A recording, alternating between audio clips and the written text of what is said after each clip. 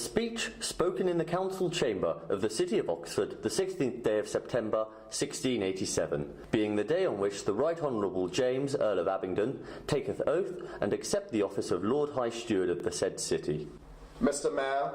it was the custom of the ancient Romans, the greatest and wisest people that ever lived, to dedicate their cities and free towns to the care and protection of some god to whom they fled in all their calamities.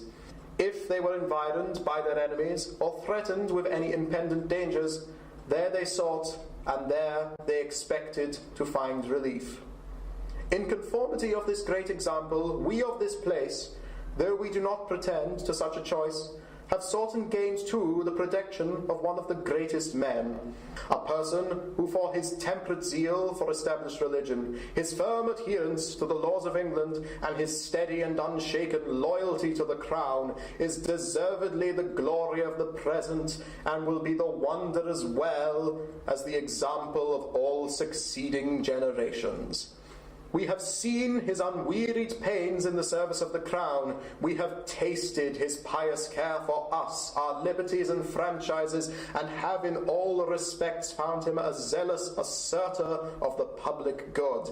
and, that which ought to make him most dear to us, a true champion for the rights and privileges of this corporation.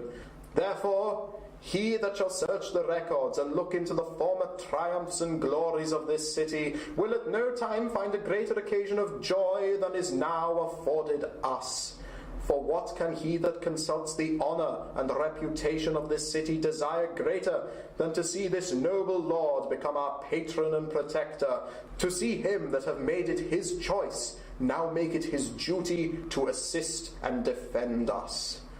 Our unanimous choice, the joyful acclamations, and that general satisfaction which attended your lordship's election do sufficiently evince how much you are the darling of this city, and your lordship's constant inclination to assist us, even then when you were under no obligation, doth give us all possible assurance that we shall never fail of your lordship's care, shelter, and protection. In humble confidence of this, we do repose in your lordship's care a city in some measure worthy of so noble a patron, a city composed of wise, discreet, and understanding members that have been in all times famous for their loyalty and integrity to the crown, and have therefore, in every king's reign since King Henry II, been adorned with fresh grants of royal franchises as monuments, noble rewards of their courageous and grave adherence to their sovereign. And lastly, a city that hath been always honoured with the protection of the prime and flower of the English nobility,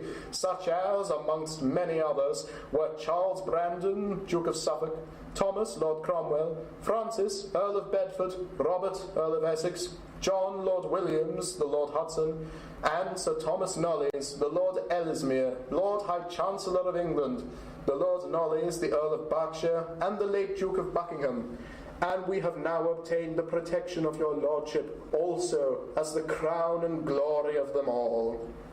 My lord, to perform well in the office of Lord High Steward of this city requires no other measures than